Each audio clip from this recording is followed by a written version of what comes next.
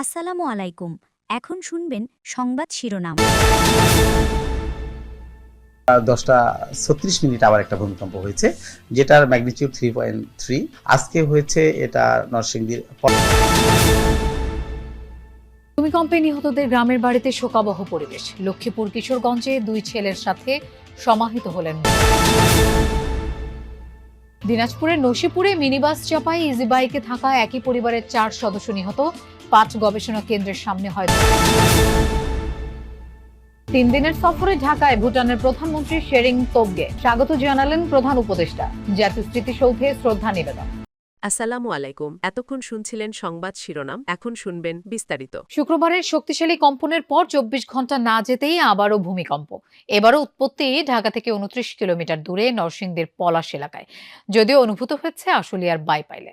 ভূমিকম্প গবেষণা কেন্দ্র জানিয়েছে, রিক্টার স্কেলে এই ভূকম্পনের মাত্রা ছিল 3.3। সকাল 10:36 12 আশুলিয়ার বাইপেল এলাকায় ভূমিকম্প হয়েছে এমন তথ্য দেয় আবহাওয়া অফিস। পরে ভূমিকম্প পর্যবেক্ষণ ও গবেষণা কেন্দ্র জানায়, রিক্টার স্কেলে এর মাত্রা 3.3। এবার উৎপত্তিস্থল নরসিংদীর পলাশ। গবেষণা কেন্দ্রের ভারপ্রাপ্ত কর্মকর্তা রুবায়েত কবির জানান, এবারের কম্পনটি গতকালের 5.7 মাত্রার ভূমিকম্পেরই আফটার শক। আজকে 10:36 আবার একটা ভূমিকম্প হয়েছে, যেটার ম্যাগনিটিউড 3.3।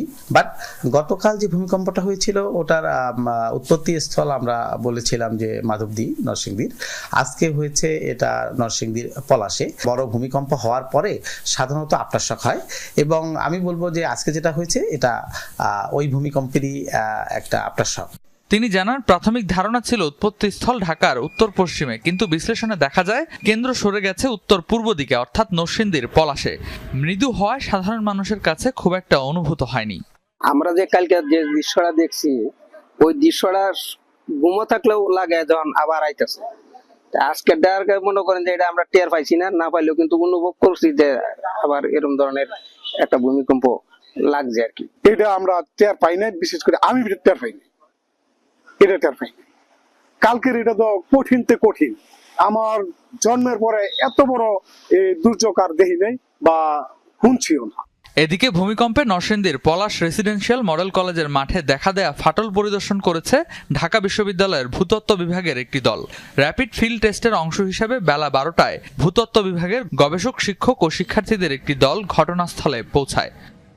এই ফাটলটা কি ভূমিকম্পের সাথে সম্পর্কজনিত কিনা সেটি আমরা আজকে নির্ণয় করছি, এবং এখান থেকে আমরা স্যাম্পল কালেক্ট করছি, যা হলো কি আমরা আমাদের গবেষণাগারে নিয়ে আমরা সেটা পরীক্ষা করে দেখব। এই ভূকম্পনের কারণে যে নিদর্শনগুলা আমরা কাজে লাগাই সেগুলাকে সংগ্রহ করার জন্য, অ্যাকচুয়ালি এটা উপাত্ত সংগ্রহের কাজে আমরা আসছি। এই আবহাওয়াবিদের মতে, একটি বড় ভূমিকম্প হলে পরবর্তী কয়েক ঘন্টা বা কয়েকদিন ধরে এ ধরনের মৃদু কম্পন অব্যাহত থাকতে পারে, আর এই ধারাবাহিকতা ভবিষ্যতের সম্ভাব্য ঝুঁকির দিকেও ইঙ্গিত করে। বড় ভূমিকম্পের আশঙ্কা জনমনে বাড়াচ্ছে উদ্বেগ, উৎকণ্ঠা। রেদওয়ান আহমেদ, যমুনা নিউজ, ঢাকা। রাজধানীর বংশালে ভূমিকম্পে ভবনের ধসে পড়া রেলিংয়ের আঘাতে নিহত বাবা ছেলে আব্দুর রহিম ও রিমনের দাফন সম্পন্ন হয়েছে লক্ষ্মীপুরের নিজ গ্রামে।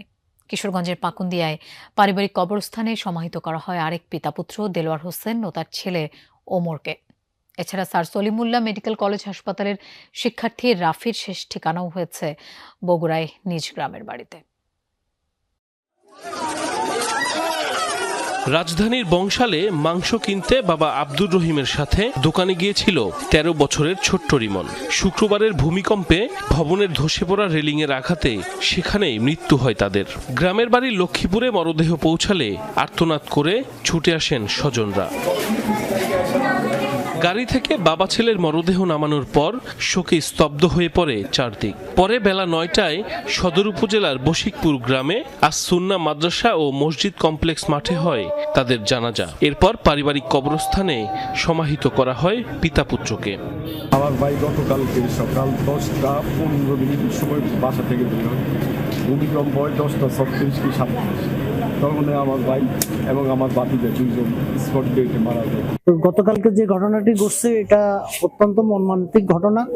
আমরা আশা করব ভবিষ্যতে যাতে এই ধরনের ঘটনা না ঘটে। ভূমিকম্পের সময় নরসিংদী পলাশের গাবতলী এলাকায় পরিবারের সাথেই ছিলেন দেলোয়ার হোসেন। এ সময় একতলা ভবনের সিলিং ধসে গুরুতর আহত হন দেলোয়ার ও ছেলে ওমর। পরে উদ্ধার করে ঢাকা মেডিকেলে নেওয়া হলে চিকিৎসাধীন অবস্থায় মৃত্যু হয় তাদের। এরপর নরসিংদীতে প্রথম নামাজে জানাজা হয় বাবা ছেলের। পরবর্তীতে কিশোরগঞ্জের পাকুন্দিয়ায় দ্বিতীয় নামাজে জানাজা শেষে পারিবারিক কবরস্থানে দাফন করা হয় দেলোয়ার হোসেন ও তার ছেলে ওমরকে। মরহুম দেলোয়ার হোসেন উজ্জ্বল আমাদের ইএমসি জুট মিলের একজন কর্মচারী ছিলেন, অত্যন্ত সদালাপী, সৎ এবং ভালো মানুষ ছিলেন। এদিকে ভূমিকম্পে নিহত স্যার সলিমুল্লাহ মেডিকেল কলেজের দ্বিতীয় বর্ষের শিক্ষার্থী রাফির মরদেহ নেওয়া হয়েছে বগুড়ায়। দুপুরে শহরের সুচাপুর কেন্দ্রীয় ঈদগাহ মাঠে নামাজে জানাজা শেষে পারিবারিক কবরস্থানে দাফন করা হয় তাকে।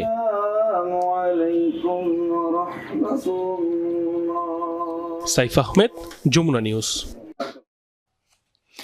টাঙ্গাইল শহরে প্রশাসনের উদাসীনতায় বাড়ছে অনুমোদনহীন বহুতল ভবনের সংখ্যা। স্থানীয়দের অভিযোগ, বিভিন্ন দফতরে একাধিকবার বিষয়টি জানানো হলেও কার্যত কোনো পদক্ষেপই চোখে পড়েনি তাদের। এদিকে অতিমাত্রার ভূমিকম্পে মধুপুরের টেকটনিক প্লেটটি ক্ষতিগ্রস্তের শঙ্কায় রয়েছেন স্থানীয়রা। অপরিকল্পিত ভবনের কারণে তৈরি হতে পারে বড় কোনো সংকট। এই চিত্র টাঙ্গাইল জেলার শহরের সাবালিয়ায় গড়ে উঠছে একের পর এক বহুতল ভবন। এর মধ্যে একতা টাওয়ার একটি। এলাকাবাসীর অভিযোগ, কাগজে কলমে 13 তলার অনুমোদন থাকলেও ভবনটি নির্মিত হয়েছে 18 তলা পর্যন্ত।